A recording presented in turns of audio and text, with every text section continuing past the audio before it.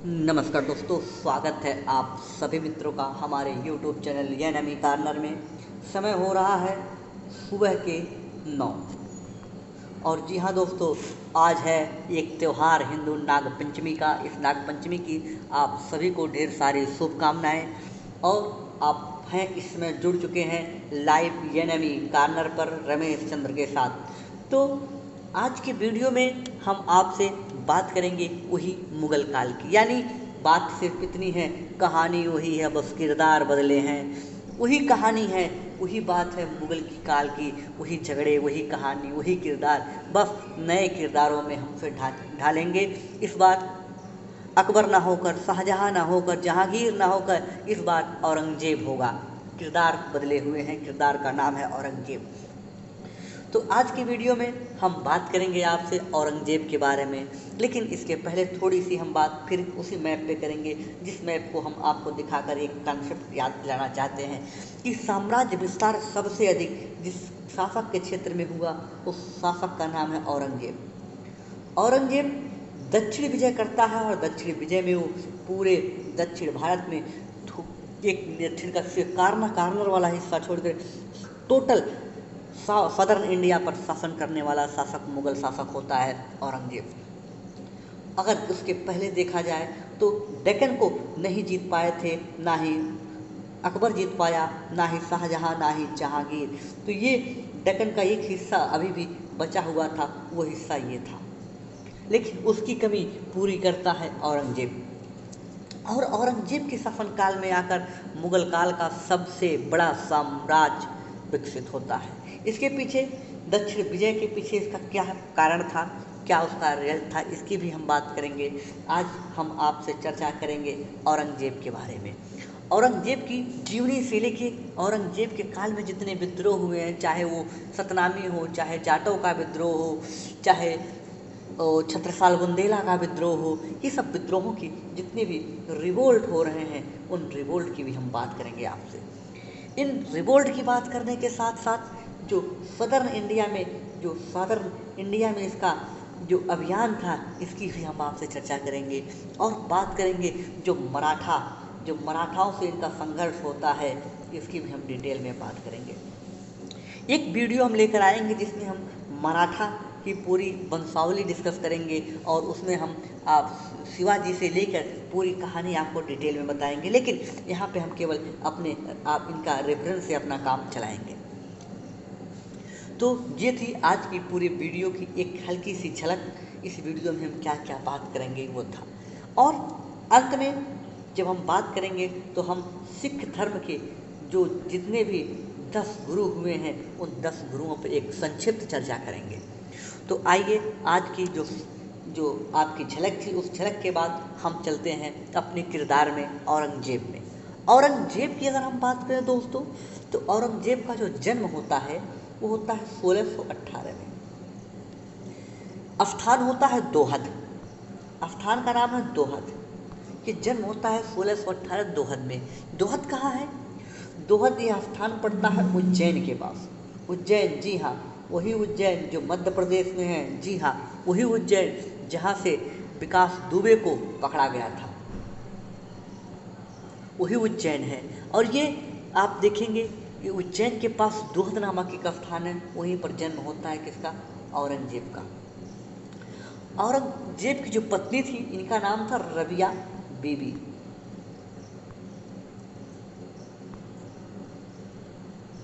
रबिया बीबी इनका नाम था। और ये एक शुद्ध मुसलमान हुआ। इसने अन्य शासकों की तरह बहुत सारी बीवियां नहीं रखी। ये एक ऐसा शासक हुआ जिसने इस्लाम को अपने अंदर ढाला और साथ ही साथ इस्लाम के कट्टर पक्ष को अपने अंदर ढाला। वह इस्लाम जो इस्लाम के अलावा किसी अन्य को नहीं देखता। अब आपकी औरंगजेब की जो हमने पहली भूमिका बताई थी, इसके पहले जब शाहजहां के गृह युद्धों में यह चल रहा था तो हमने बताया था इस पे इनके ऊपर हाथ था नूरजहां का। यह नूरजहां गुट का एक हिस्सा हुआ करता था औरंगजेब।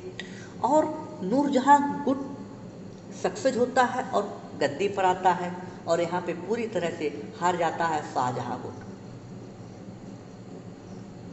शाहजहां गुट का जो प्रतिनिधित्व कर रहे थे पहले तो खुसरो ने किया, लेकिन जब खुसरो नहीं रहता है तो उसका एक पुत्र होता है जिसका नाम था, क्या नाम था मित्रों? बिल्कुल आप सही पकड़ रहे हैं, उसका नाम था, सबसे प्रिय पुत्र हुआ दारा शिकोह। दारा शिकोह का जो पुत्र होता है दाबर बख्श। ये जो खुसरो का पुत्र हुआ दाबर बख्श को सुल्तान गोसी कुछ लोगों ने किया। तो ये कॉन्स्पिरेसी चल रही थी दरबार में पूरी तरह से, कई गुट बने हुए थे। उनमें शाहजहां गुट में पहले खुसरो को फिर दाबर बख्श को सुल्तान बनाया जाता है, लेकिन फाइनली शाहजहां गुट वहाँ पर हार जाता है और फाइनली और नूरजहां गुट या औरंगजेब को विजय होता है। तो ये तो कहानी अब तक थी, लेकिन जब शासक बन जाता है औरंगजेब, उसके बाद क्या क्या घटित होता है? औरंगजेब का जो राज्याभिषेक होता है 2 बार होता है।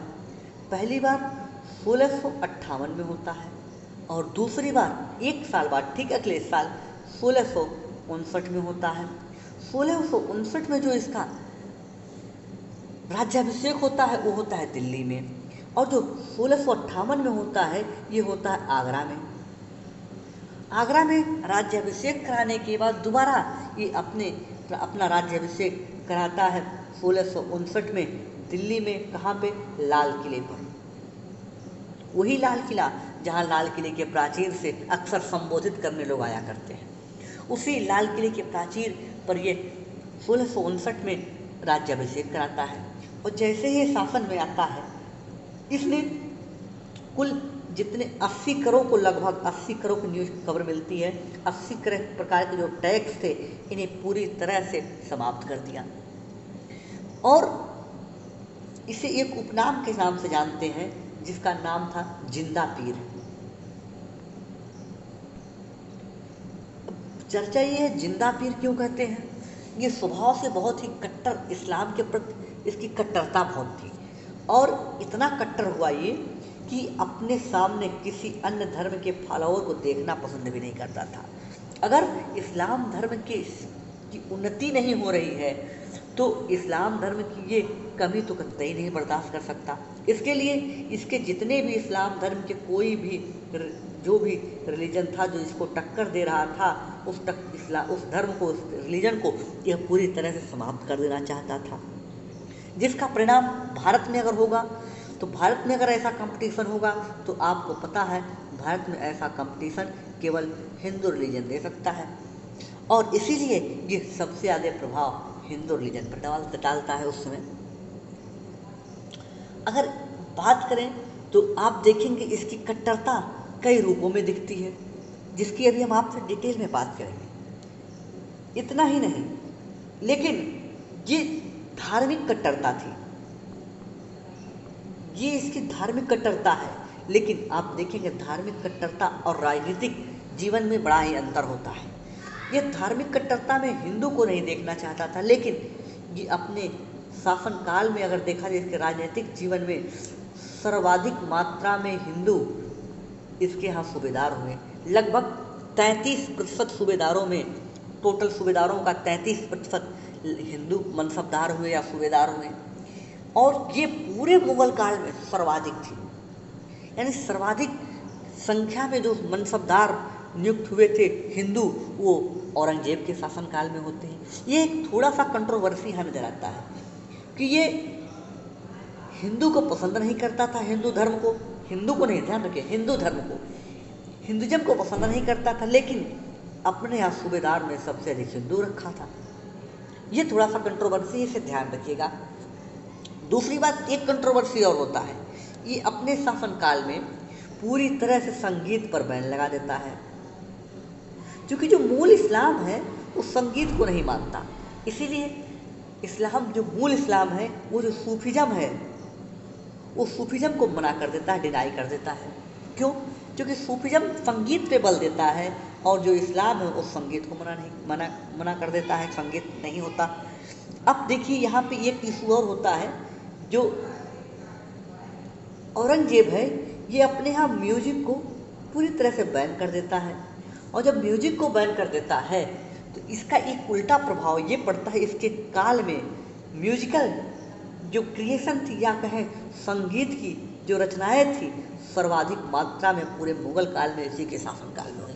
ये दूसरी कंट्रोवर्सी थी ऐसी जिसे आपको जानना था। पहली हमने बताया कि ये हिंदू धर्म का विरोधी था, लेकिन सर्वाधिक मात्रा में हिंदू मनसबदार इसके शासनकाल में थे। दूसरा कंट्रोवर्सी हमने आपको ये बताया कि ये म्यूजिक को पूरी तरह संगीत को बैन कर दिया था, लेकिन संगीत की सर्वाधिक रचनाएं पूरे मुगल काल में इसी के शासनकाल में होती हैं।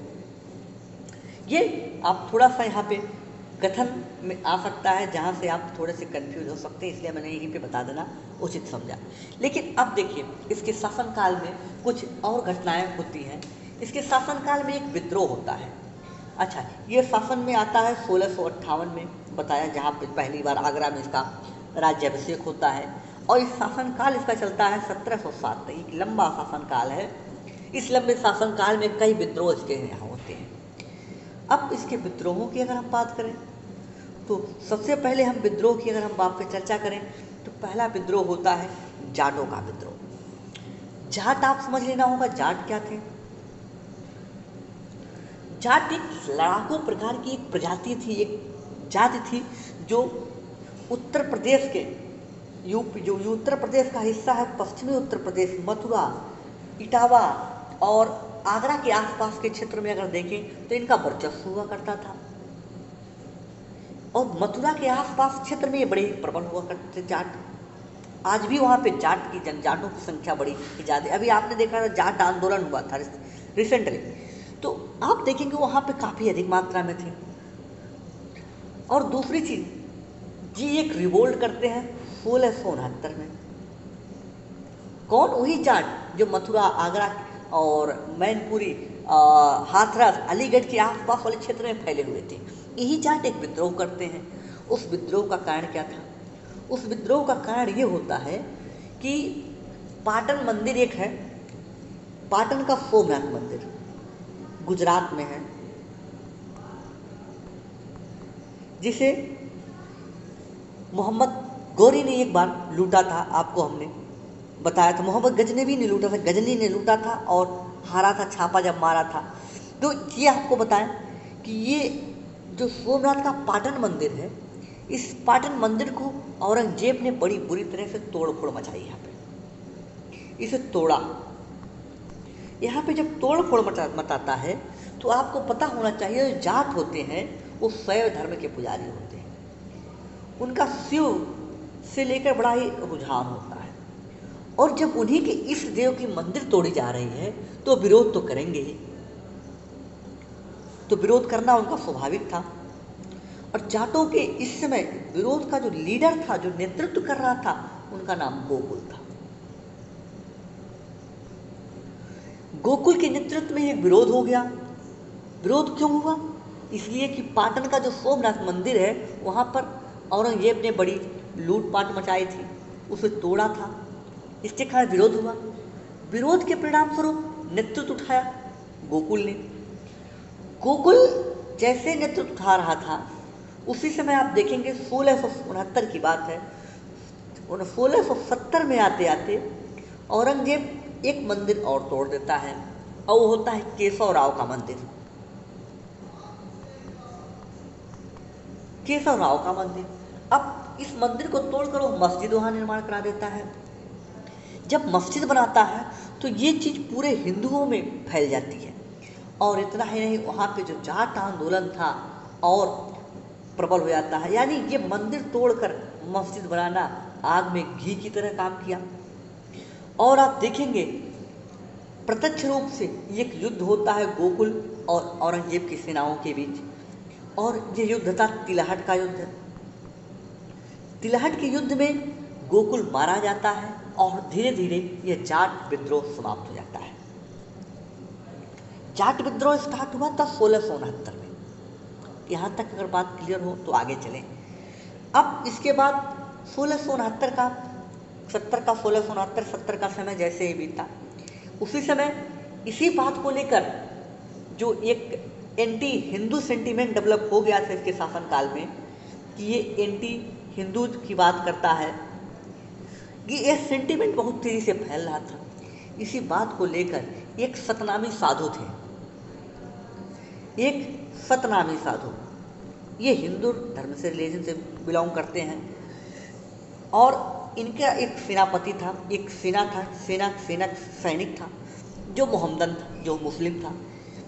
इनको लेकर एक सामान्य रूप से झगड़ा हो गया, बहुत बड़ा झगड़ा नहीं था, सामान्य झगड़ा था। सामान्य झगड़े के कारण इन दोनों में तनातनी हो गई और कुछ मारपीट भी हो गई, जिसके कारण से पूरे जितने भी सतनामी थे साधुओं ने विद्रोह कर दिया। और सतनामी साधुओं ने जो विद्रोह किया था, ये विद्रोह जो क्षेत्र था ये मेवात के आसपास का क्षेत्र था। मेवात और नाराकौल, इसके आसपास के साधुओं ने बड़ा भीषण विद्रोह किया। इस विद्रोह को 1972 में सतनामी विद्रोह के नाम से जानते हैं, आप ये देख सकते हैं। उसके बाद सतनामी विद्रोह के बाद एक महत्वपूर्ण विद्रोह होता है सिखों का विद्रोह, उसकी हम आपसे बात कर लें। आपको एक इमेज सिख दिख रही होगी, सिख की इमेज। ये आपको बताएं,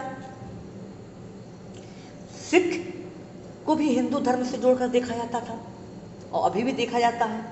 जो सिख लोग थे, ये जब मुस्लिम धर्म को बढ़ावा देने वाली कट्टरवादी नीतियाँ बहुत ही हावी हो रही थी और जो औरंगजेब की नीति थी जो हिंदू विरोधी थी, जैसे आपकी कुछ नीतियों को उसकी हम चर्चा यहीं कर दें जो उचित होगा, कि जैसे जजिया कर को पुनः लागू कर देना, बड़ी मात्रा में मंदिरों को तोड़ना, ज्योतिष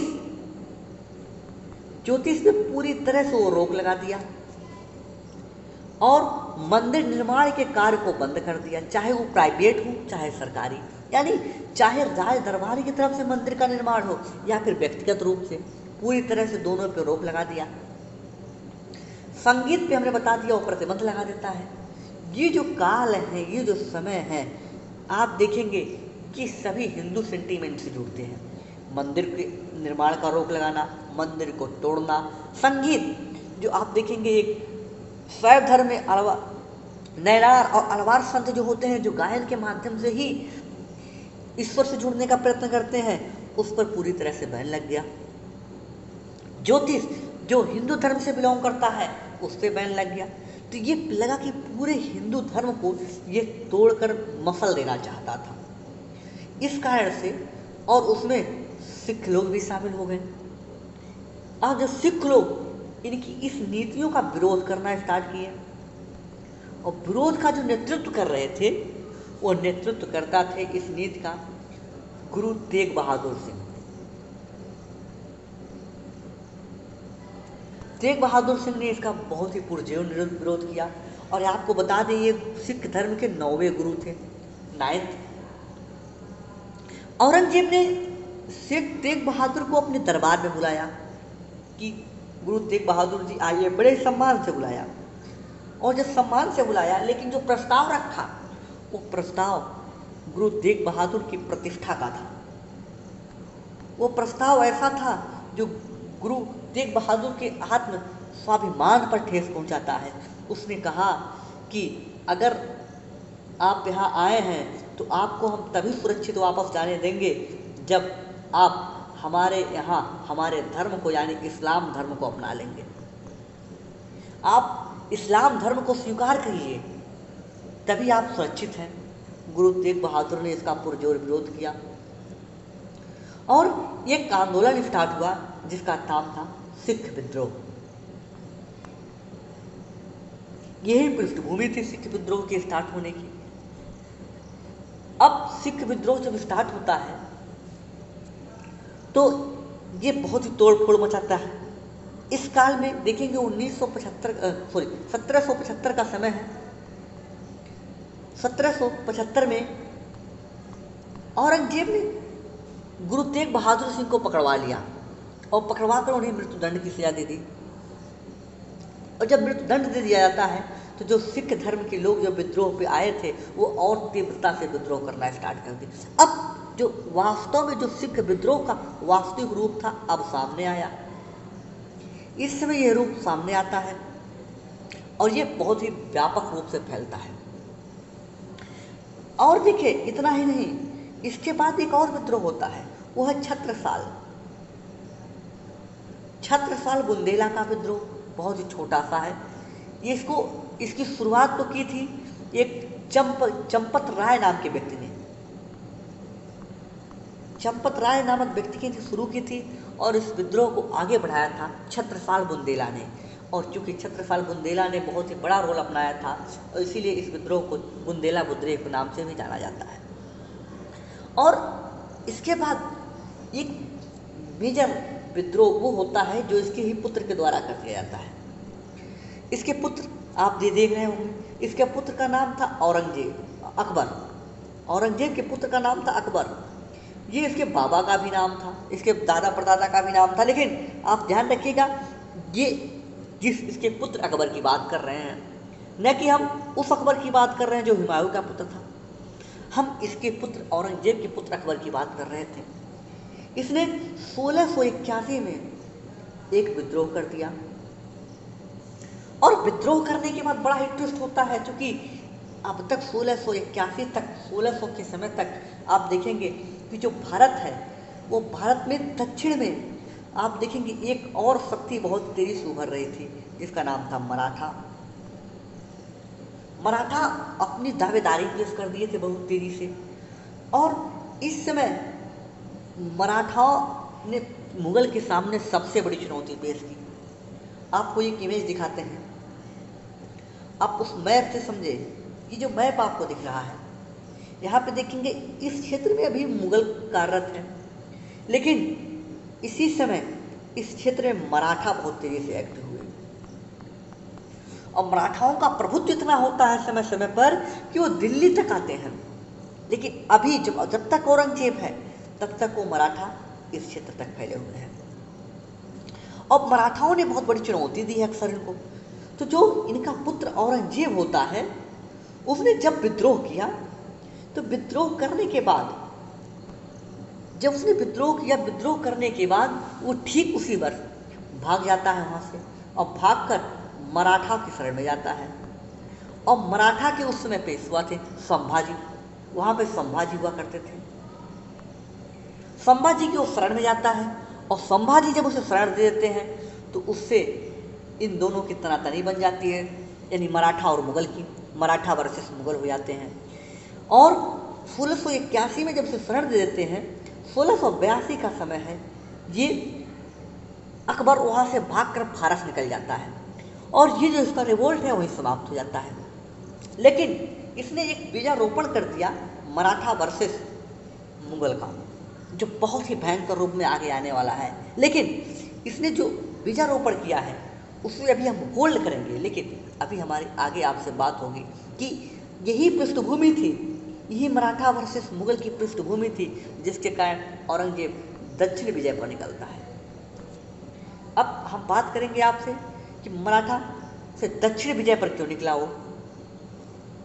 आपको जैसा कि हमने बताया कि ये क्षेत्र मराठा का है, ये क्षेत्र गोलकुंडा का है और ये क्षेत्र आपका बीजापुर का है। ये आपकी सुविधा के लिए एक मैप और दिखाते हैं आपको। आप इस मैप में देखें, ये क्षेत्र आपका कौन सा है, गोलकुंडा है। ये क्षेत्र आपका बीजापुर है, अहमदनगर है। ये क्षेत्र आपका भी गोलकुंडा है, हैदराबाद वाला क्षेत्र है। तो अब औरंगजेब मराठा को अपनी शक्ति का आभास कराने के लिए वो दक्षिण विजय पर निकलता है। वो सोचता है कि अब दक्षिण विजय किया जाए तभी मराठा को हम सबक सिखा सकते हैं। वो वहाँ से निकलता है। समय है 1681-82 वाला, वही द्वंद्व के बाद। अच्छा, इसका दक्षिण में विजय करने का ऑब्जेक्टिव क्या है? ऑब्जेक्टिव का मतलब इसका उद्देश्य क्या है? इसके ऑब्जेक्टिव की बात करें तो पहला ऑब्जेक्टिव था एक्सपेंशन ऑफ मुगल एम्पायर, यानी मुगल साम्राज्य का विस्तार। और जो सेकंड था वो मुगलों को जो चुनौती मिली थी मराठा से, जो मराठाओं ने चुनौती दी थी उसका जवाब देना था और मराठा को समाप्त करना था।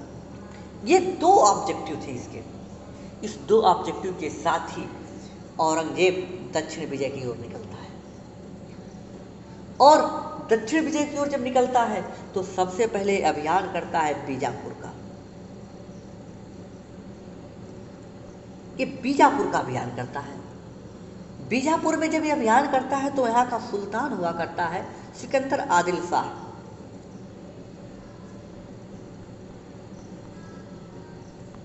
सिकंदर आदिल शाह यहाँ का सुल्तान था। औरंगजेब ने यहाँ पे आक्रमण किया और आक्रमण करके इन्हें पराजित कर देता है और पराजित करने के बाद इन्हें मुगल शासन में शामिल कर लेता है। और जब ये मुगल शासन में शामिल होते हैं तो इन्हें एक प्रिवी पर्स की तरह एक ऑफर देता है और इस ऑफर में क्या कहता है वो कि आपको हम 1 लाख रुपए 1 लाख रुपए पर ईयर देंगे और आप हमारे साम्राज्य में शामिल होइए। और ये सहमत हो जाते हैं क्योंकि हारा बेचारा करता ना क्या करता। जब वो हार गए तो 1 लाख रुपए प्रतिवर्ष की दर से अपने उसके साम्राज्य में मिल गए। वो 1 लाख रुपए उन्हें पेंशन मिली और उनके किले पर मुगल का अधिकार हो गया। यहाँ पे ये बीजापुर अभियान उसका सफल होता है, सक्सेस होता है। इसके बाद ये 1685-86 में ये अभियान करता है बीजापुर का। अब ठीक उसी अगले वर्ष 1686 और 87 में ये मूव करता है यहाँ से बीजापुर से गोलकुंडा की तरफ। गोलकुंडा में भी शासक का नाम है अबुल हसन कुतुब शाह, यानी यहाँ पे कुतुब शाही साम्राज्य था। यह है अबुल हसन कुतुब शाह, ये वहाँ पे शासक थे। औरंगजेब ने इन्हें भी बंदी बनाया। यहाँ पे जब औरंगजेब आक्रमण करता है तो इन्हें भी बंदी बना लेता है और बंदी बनाकर ठीक उसी तरह का प्रस्ताव इनके सामने रखता है। लेकिन इस बार वो ये प्रस्ताव रखता है, पिछली बार जो समझौता की थी उस समझौते में वो ठगा महसूस कर रहा था अपने आप को कि हमने कहीं ज़्यादा पैसे तो नहीं दे दिए। उसी की बात को आगे बढ़ाते हुए जो तर्ज थी वही थी, लेकिन जो तरीका था वही था, जो प्रोसेस था वही था, लेकिन इस बार पैसे की जो डिमांड उसने प्रस्ताव रखा कम रखा। औरंगजेब ने अब्दुल हसन कुतुब शाह को बंदी बनाया और बनाने के बाद 50,000 रुपये प्रति सालिना की दर से उन्हें देने का प्रस्ताव रखा और कहा कि आप हमारे साम्राज्य में मिले। अब्दुल हसन कुतुब शाह भी इस मामले को लेकर तैयार हो गए और इस तरह गोलकुंडा भी उसके साम्राज्य में शामिल हो गया। अब देखेंगे दक्षिण विजय में उसने गोलकुंडा को अपने अंदर शामिल कर लिया। उसने गोलकुंडा के साथ ही साथ बीजापुर को अपने अंदर शामिल कर लिया। अब एक और चुनौती जो बची हुई थी वो मराठा थे। एक जो महत्वपूर्ण चुनौती थी वो मराठा थे। तो मराठा चुनौती को देखने के पहले हम पीपीटी पे बात करेंगे। जितनी हमारी पीपीटी है अब तक डिस्कशन की उसकी हम चर्चा कर लेते हैं। तो सबसे पहले हमने आपको अभी तक बताया कि औरंगजेब का शासनकाल 1658 से लेकर 1707 के बीच में है। इसका जन्म 1618 दोहद में होता है। ये उज्जैन के पास है। इसकी पत्नी का नाम रबिया देवी था। 2 बार इसका राज्याभिषेक होता है, 1658 में आगरा में, 1659 में दिल्ली लाल किले पर। इसे जिंदा पीर कहा जाता है। क्यों? क्योंकि ये बहुत ही कट्टर इस्लामिक धर्म को मानने वाला था और ये हिंदू विरोधी हुआ करता था, यानी गैर मुस्लिम विरोधी था। ये शासन में आते ही 80 करोड़ को समाप्त किया है। इसके शासनकाल या मुगल साम्राज्य में सर्वाधिक विस्तार हुआ। दूसरी चीज, इसके शासनकाल में हिंदू मनसब की संगदारी की संख्या सबसे अधिक थी। जाटों का विद्रोह होता है 1669 में। ये मथुरा के आसपास का क्षेत्र है और यहाँ पे नेतृत्व करते हैं गोकुल। और आप देखेंगे कारण क्या था, जो पाटन का सोमनाथ मंदिर है वहाँ पे तोड़ फोड़ मचाना। और 1670 में केशव राव मंदिर में तोड़ फोड़ करने का यहाँ पे और ये विद्रोह तीव्र हो जाता है। अंत में तिलहट के युद्ध में गोकुल की मृत्यु होती है और ये विद्रोह समाप्त हो जाता है। फिर 1672 में एक विद्रोह होता है, सतनामी विद्रोह। इसका कारण हमने बताया था कि एक सतनामी संत और एक मुगल सैनिक के बीच में झगड़ा, और ये क्षेत्र होता है मेवात और नारानौल के आसपास का क्षेत्र जहाँ सतनामी विद्रोह करते हैं। इसके बाद जो महत्वपूर्ण एक और रिवोल्ट होता है वो सिखों का विद्रोह है।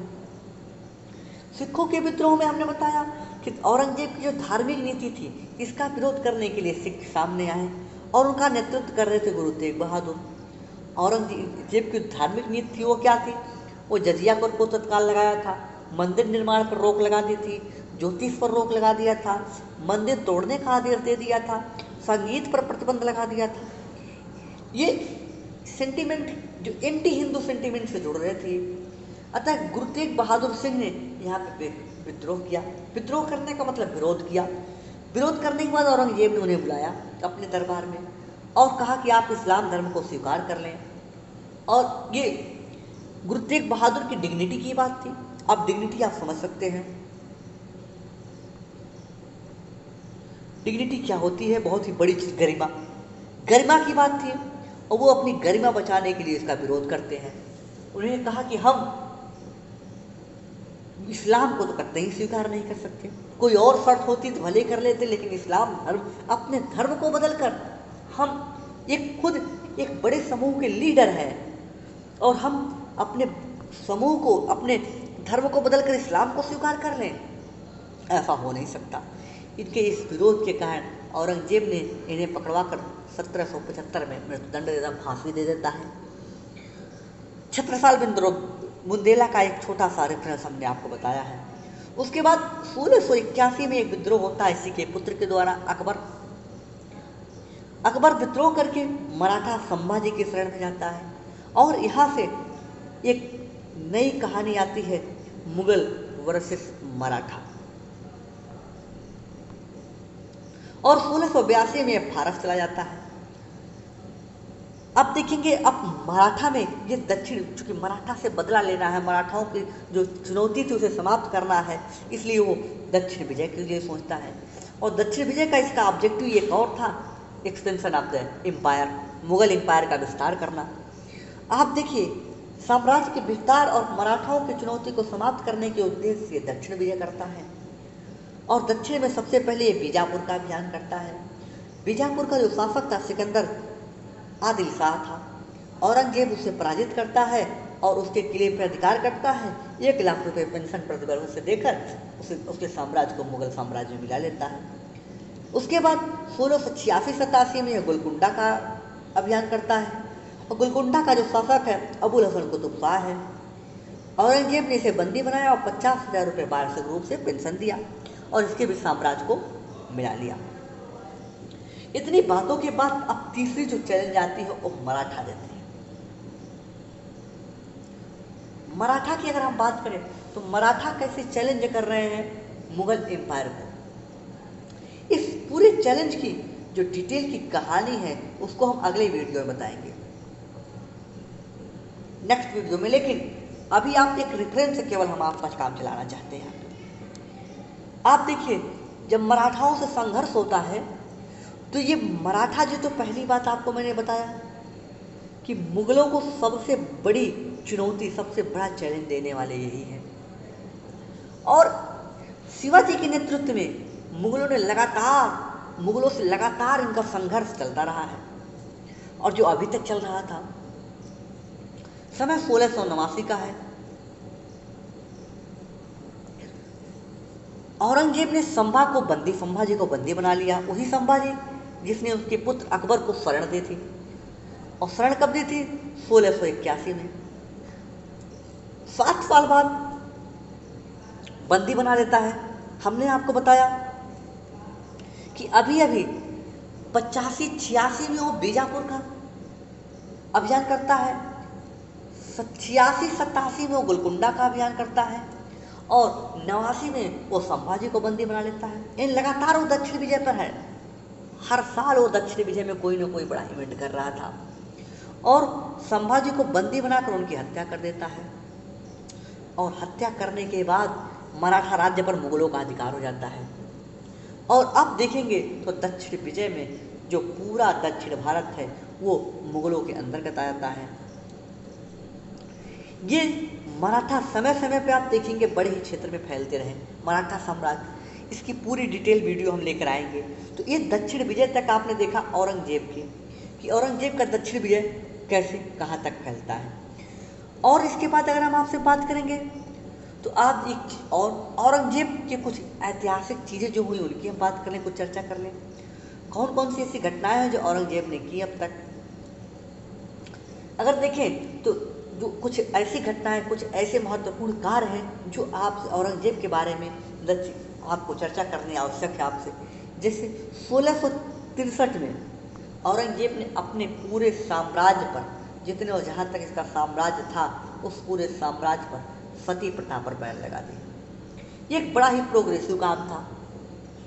ये इसलिए कहा गया क्योंकि इस्लाम धर्म जो था, जो मूल इस्लाम है, वो वीमन एम्पावरमेंट की बात करता है और साथ ही साथ वीमन इक्वलिटी की बात करता है, समानता की बात करता है। तो इसी के आधार पर पूरी तरह से 1663 में सती प्रथा पर प्रतिबंध लगा देता है। 1669 में ये झरोखा दर्शन की समाप्ति कर देता है। संगीत पर ही प्रतिबंध लगा देता है। जैसा कि हमने बताया, यहाँ पर संगीत, जो म्यूजिक को बैन करने की बात हमने बताई, यहाँ पे एक कॉन्सेप्ट बताया था हमने। ये म्यूजिक को बैन तो करता है, लेकिन सर्वाधिक संगीत से संबंधित जो पुस्तकों की रचना हुई थी इसी के शासनकाल में होती है। समय 1670 का है। 1670 में ये जो एक प्रथा चल रही थी उस समय कि व्यक्ति को चांदी और सोने से तौला जाता था, और तौल का तुलादान, यानी तुलादान कहा जाता था उसे। सोने से चांदी तौलने की जो प्रथा थी 1670 में उसे भी बंद कर दिया इसने। और सिक्कों पर एक कलमा लिखवाना। कलमा क्या होता है पहले ये आप जान लें। जो कुरान होता है, जो इस्लाम का पवित्र ग्रंथ है, उसकी आयतें जो लिखी जाती है उसे आयत बोलते, उसकी आयतों को सिक्कों पर पहले खुदवाया जाता था, और कुरान की आयतों को कलमा बोलते हैं। और जो कुरान की आयतें थी या कलमा थी, ये सिक्कों पर खुदवाना उसने बंद कर दिया। और इस बंद करने का कारण क्या था? बंद करने का कारण ये बताया गया कि जो सिक्के होते हैं कभी भी जमीन पे गिर सकते हैं, किसी के जेब में हो, किसी के कहीं पे हो सकते हैं। तो ये जमीन पे गिरे, कब अगर किसी व्यक्ति के पैर के नीचे पड़ जाए तो सिक्का नहीं पड़ रहा है, वो कुरान की आयतें पैर के नीचे पड़ रही हैं। और कुरान एक पवित्र है, अगर वो पवित्रता उसकी भंग हो जाएगी ऐसे में, इसलिए उसने सिक्कों पर कलमा लिखवाना खुदवाना बंद कर दिया पूरी तरह से। ये इसने जो अब तक के शासकों ने नवरोज त्यौहार शुरू किया था और मनाया जा रहा था पूरे मुगल काल तक, उस नवरोज त्यौहार को इसने बंद कर दिया। ये नवरोज एक फारसी त्यौहार हुआ करता था और एक वार्षिक त्यौहार होता है, वर्ष भर में एक बार मनाया जाता था। इतनी क्रूर के बाद इसकी समाप्ति, इसकी क्रूरता जो थी वो समाप्त होता है 1707 में, जब इसकी मृत्यु होती है। 1707 में अहमदनगर के आसपास पहुंचता है। 1707 में अहमदनगर एक जगह है, आपको हम दिखाए हैं मैप में, अगर आपको देखना है तो फिर से आपको दिखा दें। अहमदनगर को देखने के लिए आप इसमें आ जाइए। आपको ये मैप दिख रहा है, ये है अहमदनगर। अहमदनगर के आसपास इसकी मृत्यु हो जाती है, और जब मृत्यु होती है तो इसे वहीं पास ही में औरंगाबाद में इसे दफना दिया जाता है और वहीं पर उसका मकबरा बना दिया जाता है। और इस तरह से आप देखेंगे एक बड़ी कहानी का अंत होता है, एक बड़े किरदार का अंत होता है जिसका नाम था औरंगजेब।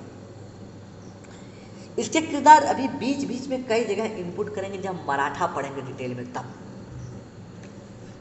अब यहाँ से अगर हम आगे चलें तो हम बात करेंगे, अभी एक दो स्ट्रीम यहाँ पे छूटी हुई है। एक जो थीम हमारे यहाँ थीम पे ही बात कर रहे थे, एक थीम हमारा छूटा हुआ मराठा, और ये बहुत बड़ी थीम है, इससे पूरा एक वीडियो लगेगा। और एक दूसरी थीम छूटी हुई है सिख। सिख के जो गुरु थे लगातार मुगल से कॉन्फ्लिक्ट हो रहा था। आपको बताया था हमने पांचवें गुरु की चर्चा की थी। हमने बताया था गुरु अर्जुन देव का विद्रोह होता है जिन्हें जहांगीर मरवा देता है, और फिर 9वें गुरु जिन्हें औरंगजेब मरवा देता है।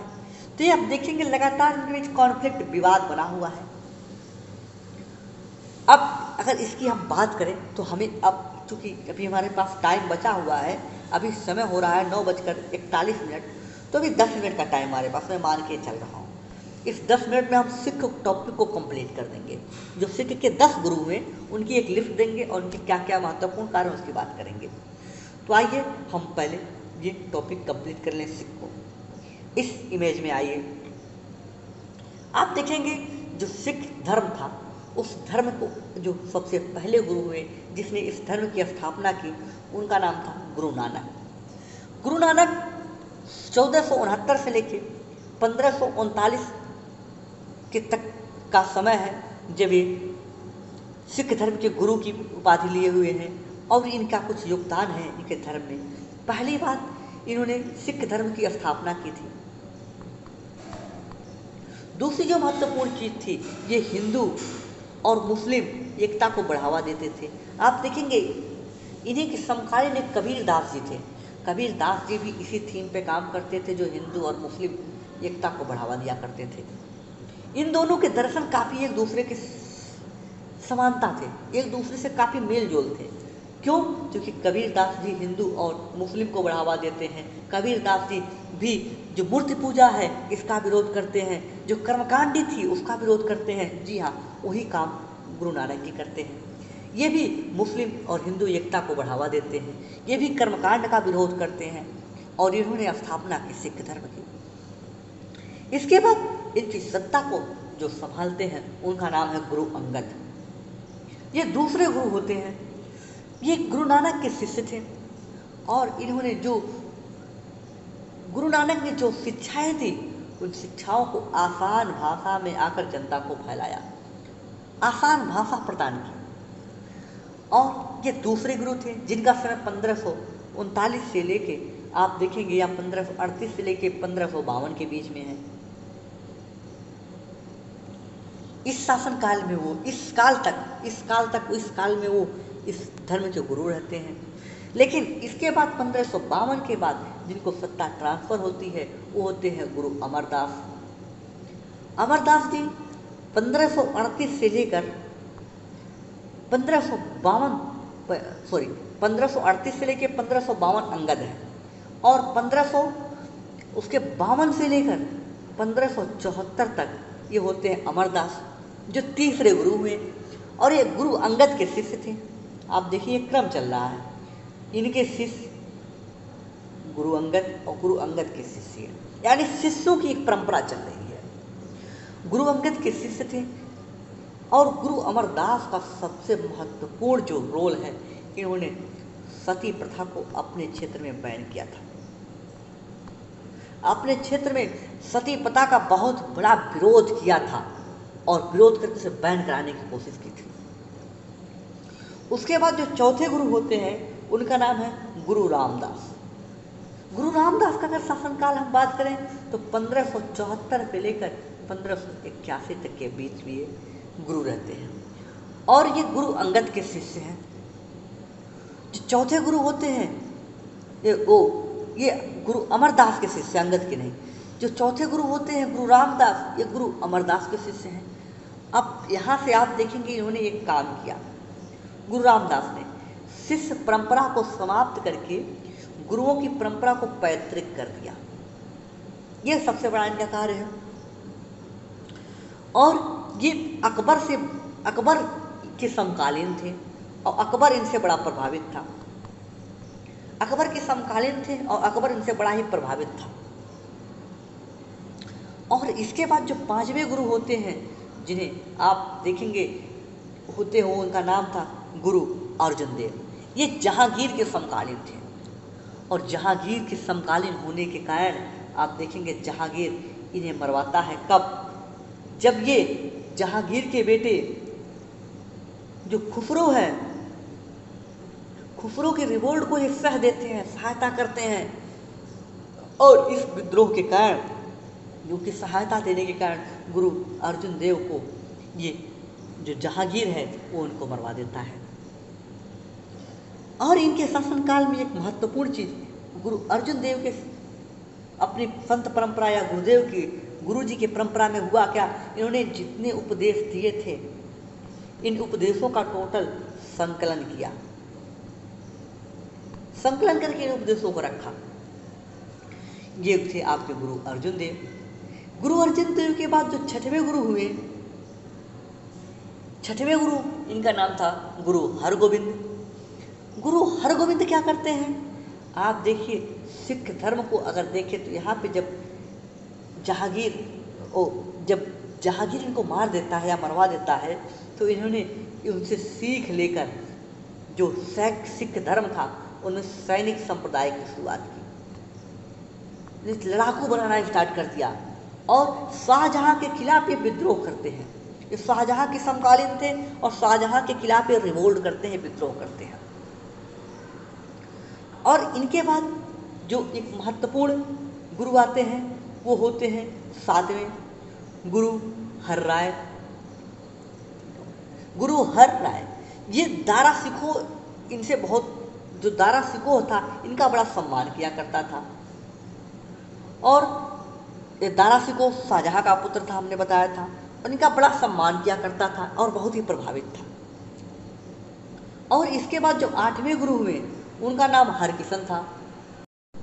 हरकिशन के शासनकाल की अगर उनके जो गुरु थे उसकी बात करें तो 1661 से लेकर 1664 तक थे। इनका जो क्षेत्र था बड़ा ही छोटा था। ये उत्तराधिकार के लिए राम राय से इनका संघर्ष चला कुछ समय तक लिए, बड़े ही छोटे शासनकाल तक थे। उसके बाद आप देखें गुरु तेग बहादुर जो 9वें गुरु होते हैं वो आते हैं। 9वें गुरु ये 1664 से लेकर 1675 तक रहते हैं। 75 में इन्हें औरंगजेब इस्लाम धर्म न कबूल करने के कारण इन्हें फांसी पर चढ़वा देता है और इन्होंने औरंगजेब की नीतियों का बड़ा ही विरोध किया, जिसकी हमने आपको अभी डिटेल में बात की, जहाँ पे हमने सिख विद्रोह की बात की थी। इसके बाद 10वें और अंतिम गुरु होते हैं गुरु गोविंद सिंह। गुरु गोविंद सिंह की चर्चा आप थोड़ी सी हम डिटेल में करेंगे, ज़्यादा नहीं, थोड़ी, जितने आपके एग्जाम के दृष्टि से जितना महत्वपूर्ण हो सकता है हम केवल उसकी बात करेंगे, क्योंकि हम टारगेटेड बात कर रहे हैं। आप देखें गुरु जो गोविंद सिंह हैं ये 1675 से लेके जब गुरु तेग बहादुर जी को फांसी दी जाती है उसके बाद से लेके 1708 तक है, जब औरंगजेब मारा जाता है उसके 1 साल बाद इनकी मृत्यु होती है। अब इन्होंने सबसे महत्वपूर्ण बात, इनका जो जन्म हुआ था ये हुआ था पटना साहिब में, पटना साहिब यानी पटना में, बिहार के पटना में हुआ था। दूसरी चीज जो आपको जानना है, इन्होंने खालसा संप्रदाय की स्थापना की और स्वयं में इन्होंने सिंह की उपाधि धारण की। आप देखिए पहली बार उन्होंने गुरु गोविंद सिंह नाम रखा और सिंह की उपाधि धारण करते हैं। इन्होंने एक सिद्धांत दिया 5 क का सिद्धांत दिया, और जो 5 क हैं वो क्या क्या थे। पहले क से था केस, बाल, दूसरे क से था कंघा, और तीसरे क से था कड़ा, और चौथे क से था कच्छा, और 5वें क से था कृपाण। इन्होंने बताया कि ये 5 चीजें सिख धर्म के लिए, एक सिख के लिए महत्वपूर्ण है, हमेशा उसके साथ होनी चाहिए। यानी कि एक सिख के लिए उसके जो केस हों, जो बाल हों, वो होने चाहिए बड़े बड़े। दूसरे, उसके पास एक कंघा होना चाहिए इन बालों को संभालने के लिए, सही करने के लिए। तीसरी चीज, वो कड़ा पहने रखे रहे। चौथी चीज, वो कच्छा का प्रयोग करे। और 5वीं चीज, अपने सुरक्षा के लिए वो एक कृपाण रखे। कृपाण का मतलब होता है तलवार, वह अपने पास एक कृपाण रखे। और इसीलिए देखिए हमारे संविधान में भी कृपाण रखने का अधिकार एक संवैधानिक अधिकार दिया गया है, इनको धार्मिक अधिकार माना गया है। यानी ये माना गया है कि कृपाण रखने का अधिकार एसेंशियल पार्ट ऑफ सिखिज्म है, यानी ये एसेंशियल पार्ट ऑफ सिख है। ये जो धार्मिक जो कृपाण रखने का अधिकार है ये अनिवार्य भाग है। जैसे इस्लाम में अगर नमाज पढ़ना बताएं तो एसेंशियल पार्ट ऑफ इस्लाम नहीं है। सुप्रीम कोर्ट ने इसे मना कर दिया कि आपका नमाज पढ़ना एसेंशियल पार्ट हो सकता है, लेकिन जोर से जो माइक में नमाज पढ़ते हैं ये एसेंशियल पार्ट ऑफ इस्लाम नहीं है। तो ऐसे ही जो कृपाण था, कृपाण रखना इनके लिए एसेंशियल पार्ट ऑफ इस्लाम माना गया है, इनके धर्म में अनिवार्य रूप से माना गया है और संविधान से स्वीकार करता है। तो ये थी आज की पूरी हमारी आपसे डिस्कशन, जिसमें हमने आपसे औरंगजेब से बात करते हुए सिख धर्म की बात की। एक थीम हमारी अभी छूटी हुई है, उस थीम में हमें बात करना है मराठा के बारे में, और हम मराठा की डिटेल बात करेंगे और उसी के साथ हम बात करेंगे उत्तर मुगल शासकों की। और ये उसके बाद मुगल की वीडियो का अंतिम एक सेशन लेके आएंगे जिसमें हम बात करेंगे स्थापत्य कला की, संगीत की, पेंटिंग की। ये सब डिटेल बात करने के बाद ये पूरी तरह से हमारा मिडवल यानी मध्यकालीन इतिहास समाप्त हो जाएगा।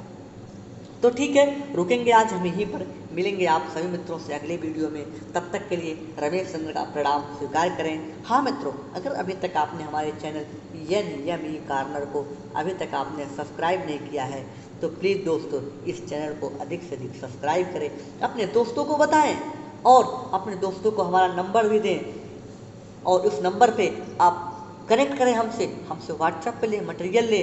नंबर हमारा है 73 76 93 98 97। इस नंबर पर आप हमें संपर्क कर सकते हैं।